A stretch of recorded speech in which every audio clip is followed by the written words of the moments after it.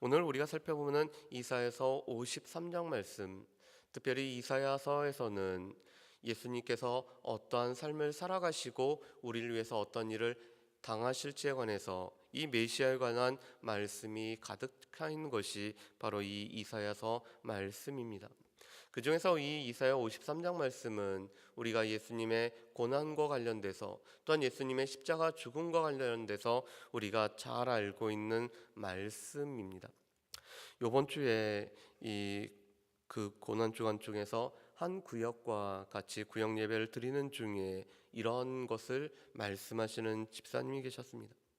과연 우리가 예수님 당시에 살았다라면은, 우리가 그 예수님과 동시대에 살았다라면은 우리는 예수님을 우리가 어떤 위치에서 우리가 바라봤을까? 혹시나 예수님을 십자가에 못 박는데 그 자리에 동참했을 뿐만 아니라 또한 십자가에 죽으신 예수님의 모습을 보면서도 과연 나는 어떤 위치에 있었을까라는 이런 것을 나누는 집사님이 계셨습니다. 만약에 우리가 예수님 당시에 살았다라면은, 아니 우리가 구약 시대에 살았다라면은 우리는 어떠했을까요? 실은 신구약 시대에 사는 우리는 구약 시대의 성도들보다 우리는 훨씬 더 많은 것을 알고 있습니다. 왜냐하면 이 구약은 장차 오실 메시아, 장차 오실 예수님은 이런 일을 하실 거라는 예언에 관련된 말씀을 들은 성도들이었고, 우리는 그 말씀이 다 이루어진 성취의 시대에 살고 있기 때문에 우리는 구약에 있는 모든 성도들보다 우리가 훨씬 더 나은 조건에서 예수님을 우리가 믿을 수 있다라는 것입니다. 그런데 오늘 이사야 53장의 말씀에서도 장차 오실 메시아는 어떠한 모습을 띄울지를 우리에게 몇 가지로 말씀해 주고 있습니다. 첫 번째로는 우리가 예수님에 관해서 흠모할 것이 아무것도 없는 모습으로 이 땅 가운데 나셨다라는 것을 말씀해 주고 계십니다. 우리 1절 말씀을 제가 한번 읽어보겠습니다. 우리가 전한 것을 누가 믿었느냐? 여호와의 팔이 누구에게 나타났느냐? 아멘. 오늘 이 말씀은 우리가 전한 것을 믿는 자도 없었고, 오늘 여호와의 팔이 나타난 것을 깨닫는 자도 없었다라는 말씀을 하고 있습니다. 이미 이사야 선지자는 이사야서 51장 9절 말씀 가운데 여호와의 팔이 우리 가운데 나타나기를 소망을 했습니다. 그런데 이 여호와의 팔이라는 것은, 이 팔이라는 것은 하나님의 능력을 상징하고 있습니다. 그렇다면 우리 가운데 여호와의 능력이 누구에게 나타나서 그것을 깨달을 수 있는 자가 누구인지를 먼저 물어봄으로 시작을 하고 있습니다. 왜냐하면 예수님 자신이, 오늘 예수님이 오셨을 때 예수님은 우리 가운데 흠모할 만한 것이 없었기 때문에 우리는 예수님을 우리 마음 가운데 그렇게 중요한 위치에 두지 않았기 때문이라고 말씀을 합니다. 우리 2절과 3절 말씀을 우리 같이 한번 읽어보실까요? 2절과 3절 말씀입니다. 같이 읽습니다. 그는 주 앞에서 자라나기를 연한 순 같고 마른 땅에서 나온 뿌리 같아서 고운 모양도 없고 풍채도 없은즉 우리가 보기에 흠모할 만한 아름다운 것이 없도다. 그는 멸시를 받아 사람들에게 버림받았으며 간고를 많이 겪었으며 질고를 아는 자라. 마치 사람들이 그에게서 얼굴을 가리는 것 같이 멸시를 당하였고 우리도 그를 귀히 여기지 아니하였도다. 아멘. 오늘 2절 말씀에 보면은 예수님에 관해서 두 가지로 비유를 하고 있습니다. 예수님은 연한 순 같다, 지금 막 돋아난 싹과 같다라고 말씀합니다. 그뿐만 아니라 마른 땅에서 자란 이 뿌리 같다라고 말씀합니다. 이 땅인데도 불구하고 마른 땅이어서, 오랫동안 물이 있지 않아서 마른 땅에 있는 이 뿌리라면은 그 약함은 우리가 너무나 잘 알 수가 있을 것입니다. 그런데 예수님이 이런 연한 순같이 마른 땅에 자라는 이 뿌리같이 약한 모습으로 이 땅 가운데 오셨다라는 것입니다. 우리가 아는 바와 같이 예수님은 목수의 아들로 태어나셨습니다. 목수의 아들로 태어났다라는 것은 목수라는 것을 말합니다. 그런데 당시 목수는 나무만을 하는 것이 아니라 이 석공과 그 목재의 일을 다 감당하는 것이 목수입니다.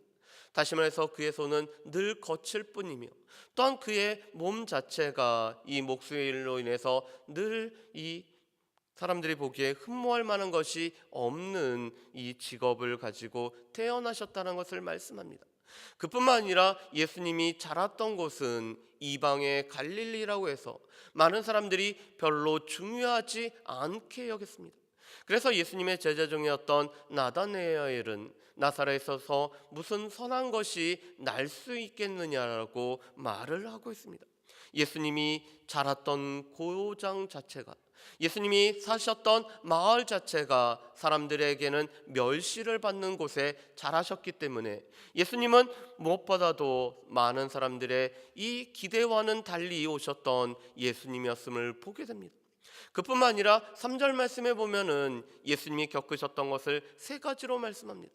예수님은 멸시를 겪었고, 또한 예수님은 간고를 많이 겪었을 뿐만 아니라 예수님은 질고를 아셨다라고 말씀합니다. 이 간고라는 뜻은 슬픔이라는 것입니다. 우리의 삶에서 겪게 되는 인생의 여러 가지 슬픔을 예수님이 겪으셨음을 말씀합니다. 이 질고라는 것은 고통이라는 것을 말씀합니다.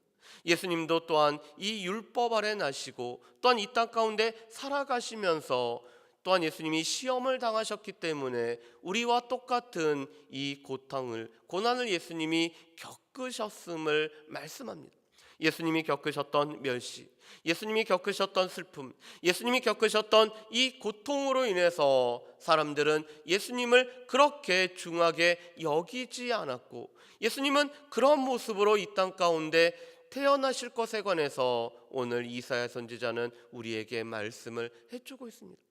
두 번째로 예수님은 대속의 삶을 사셨음을 말씀을 하고 있습니다. 우리 말씀을 한번 보실까요? 우리 4절과 5절 말씀, 우리가 너무나 잘 아는 4절과 5절 말씀을 우리 같이 한번 읽어보겠습니다. 그는 실로 우리의 질고를 지고 우리의 슬픔을 당하였거늘 우리는 생각하기를 그는 징벌을 받아 하나님께 맞으며 고난을 당한다 하였노라. 그가 찔림은 우리의 허물 때문이요 그가 상함은 우리의 죄악 때문이라.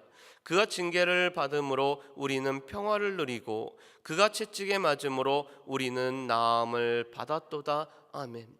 이 대속이라는 것은 대신하여서 값을 치르는 것이 바로 이 대속입니다. 그런데 오늘 예수님께서 우리의 질고를 지시고 우리의 슬픔을 대신 지시는 삶을 사셨다라고 말씀합니다. 그래서 예수님이 채찍에 맞음으로 말미암아 우리가 나음을 얻고, 또한 예수님이 찔림을 통해서 우리의 허물이 사함을 받는 대속의 은총이 허락된 것이 바로 예수님의 삶이라고 말씀합니다. 그런데 우리는 그것을 오해했습니다. 예수님께서 오늘 질고를 당하시고 또한 예수님이 채찍을 맞으시고 오늘 예수님이 모든 고통을 당한 것은 마치 예수님 자신의 죄로 말미암아 이 모든 일을 당한다라고 우리가 생각을 했습니다. 그렇지만 각기 제 길로 갔던 이 모든 우리의 그릇된 행함을 오늘 예수님이 대신 짊어지시는 대속의 삶을 살기 위해서 이 땅 가운데 오심을 말씀을 하고 있습니다. 그리고 세 번째로는 오늘 예수님의 이 죽음은 우리를 위한 죽음이었음을 말씀을 하고 있습니다. 우리 말씀을 한번 보실까요? 우리 7절 말씀을 우리 같이 한번 읽어보겠습니다. 7절 말씀 같이 읽습니다. 그가 고통을 당하여 괴로울 때에도 그의 입을 열지 아니하였으며 마치 도수장으로 끌려가는 어린 양과 털 깎는 자 앞에서 잠잠한 양같이 그의 입을 열지 아니하였도다. 아멘. 오늘 7절 말씀에 보면은 어린 양과 어미 양이 나타나고 있습니다. 그런데 그들은 죽음을 위해서 또한 털이 깎이기 위해서 갖고 있습니다. 그런데 오늘 예수님이 그러한 죽음을 죽으셨음을 말씀을 하고 있습니다. 우리의 죄악을 담당하기 위해서, 우리의 허물을 담당하기 위해서 오늘 예수님이 이 죽음을 당하셨음을 말씀합니다. 그런데 이 어린 양과는 다른 점이 있습니다. 이 어린 양과 양은 자신들이 어떤 일을 당할지 모르고 오늘 끌려간 반면에 예수님께서는 자신이 어떤 죽음을 죽으셔야 되고 이미 하나님의 계획 가운데 어떠한 삶을 사셔야 되는지를 아시면서 십자가로 나아가셨다라는 것이 차이점이 있습니다.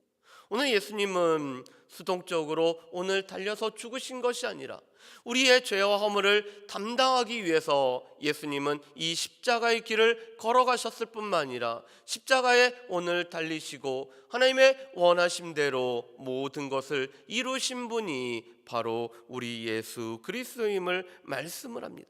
그래서 강포를 행하지 않았지만 악인들과 함께 무침을 당하고 오늘 부자의 무덤 가운데 장사 지낸 바를 당하신 것은 예수님께서 우리 가운데 우리 대신하여서 십자가에서 죽으심을 말씀을 하고 있습니다. 그래서 이사야 선지자는 세 가지를 말씀합니다. 예수님은 우리 가운데 흠모할 만한 것이 없는 그런 약함의 모습으로 오늘 우리가 그렇게 중요하게 여기지 않는 모습으로 이 땅 가운데 오실 것을, 또 예수님의 삶은 우리의 질고와 우리의 간고를 대신 지시는 대속의 삶을 살아가실 뿐만 아니라 이 예수님의 죽음이 하나님의 계획 가운데 그 작정하신 바대로 또한 우리를 위해서 오늘 죽으신 예수님의 죽으심이란 말씀을 우리 가운데 하고 있습니다. 그것은 우리 각자에게 해당된다는 것입니다. 우리 각자의 죄, 우리 각자에게 주어질 이 구원을 위해서 오늘 예수님이 죽음을 당하실 것을 말씀을 하고 있습니다. 그렇다면 우리가 이 말씀을 통해서 또한 우리는 예수 그리스도 앞에 우리가 어떠한 삶을 살아가야 되는지, 우리가 또한 그 예수 그리스도의 그 죽음과 살아나심이 우리 개인을 위해서 죽으시고 살아나셨다는 것을 늘 기억하며 살아갈 수 있는 저 여러분들 되시기를 주의 이름으로 축복합니다. 기도하겠습니다.